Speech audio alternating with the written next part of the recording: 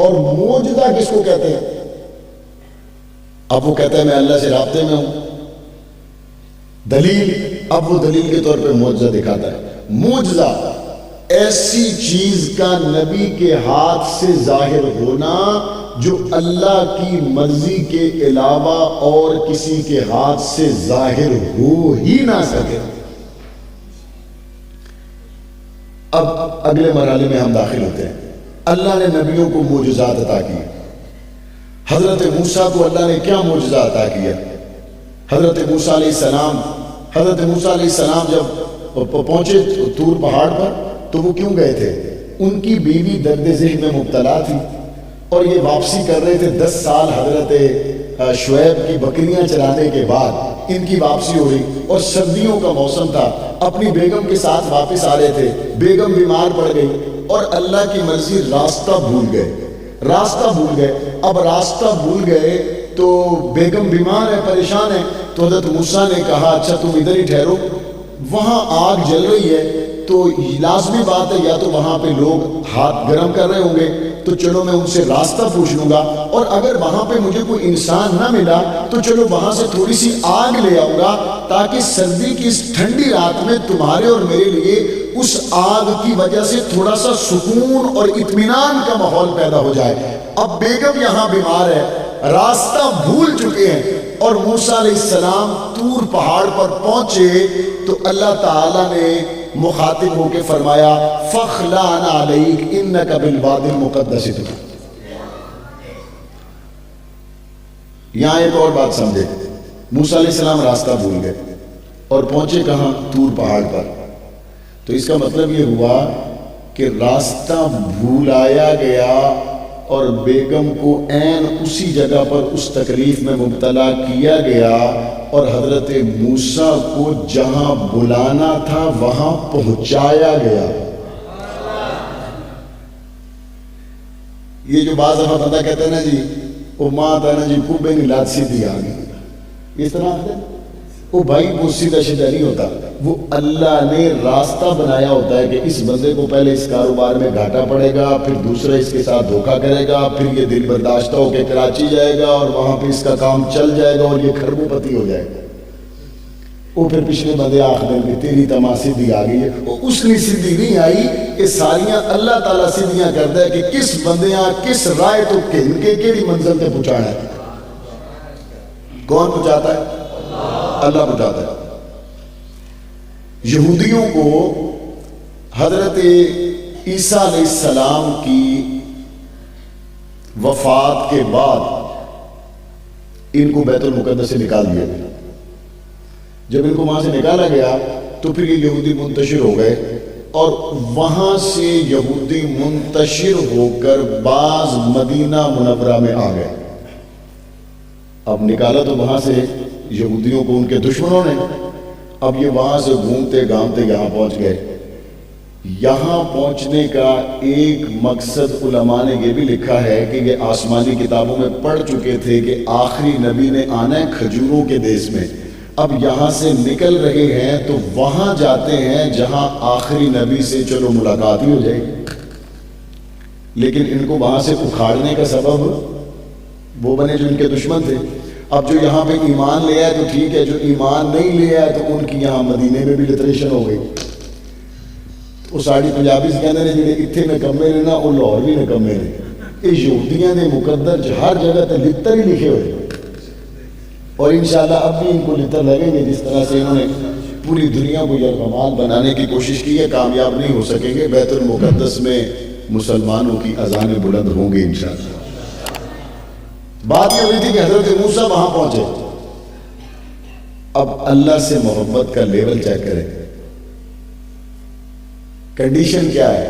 سردی کی رات ہے، بیگم وہاں ہے، موسیٰ علیہ السلام ادھر ہیں.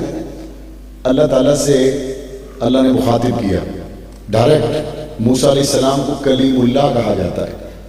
اللہ سے ڈائریکٹ بات، ڈائریکٹ بغیر کسی واسطے کے، بغیر ڈائریکٹ اللہ سے بات ہوئی. اب حضرت موسیٰ علیہ السلام کی بات شروع ہوئی تو ان سے پوچھا یہ تمہارے ہاتھ میں کیا ہے؟ تو انہوں نے کہا عصا.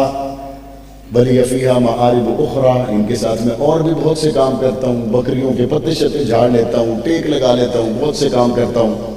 تو اللہ تعالیٰ نے فرمایا کہ اچھا اس کو چھوڑو، تو جیسے اس کو چھوڑا تو وہ اژدہا بن گیا۔ تو حضرت موسیٰ گھبرا گئے، تو فرمایا نہیں گھبراؤ نہیں، یہ معجزہ ہے، ہم نے تمہیں دے دیا۔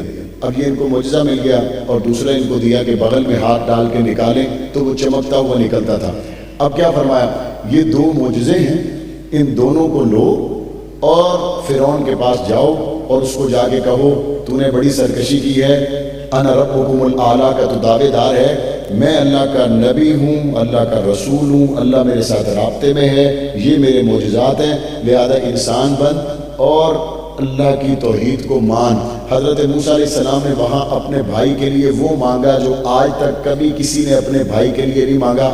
حضرت موسیٰ نے درخواست کی کہ یا اللہ میرے بھائی ہارون کو بھی نبوت دے دے کہ ہم دونوں بھائی تیری حمد و ثنا کرتے ہوئے جائیں گے اور فرعون کے دربار میں اس کو دعوت دیں گے۔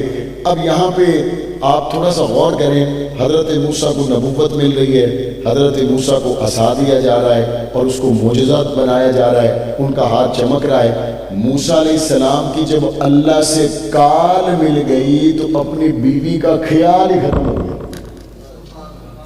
وہ بیوی ہوتے پہ یہ درد ہو رہا ہے، وہ پریشان ہے، ٹھنڈ ہے، پرواہ نہیں۔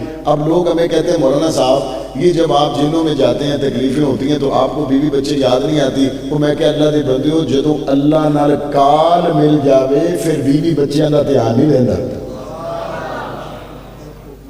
جب اللہ سے کال ملی ہوئی ہو، ادھر بیوی بیمار ہے، سردیوں کی رات ہے، آئے بھی آگ لینے اس کے لیے، لیکن جدو گل اللہ دی شروع ہو گئی تو پھر بیوی ہو گئی یا بچے ہو گئے۔ لا یؤمن احدکم حتی اکون احب الیہ من والدہ وولدہ والناس اجمعین۔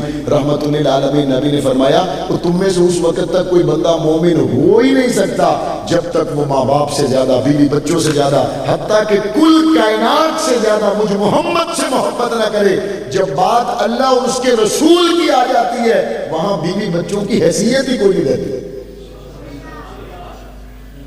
اب ایک اور بات ہے، یہ تبلیغی جماعت والوں کے لیے، حضرت موسیٰ علیہ السلام کو اللہ تعالیٰ نے کیا فرمایا، فَقُولَا لَهُ قَوْلًا لَيِّنًا لَعَلَّهُ يَتَذَكَّرُ أَوْ يَخْشَىٰ۔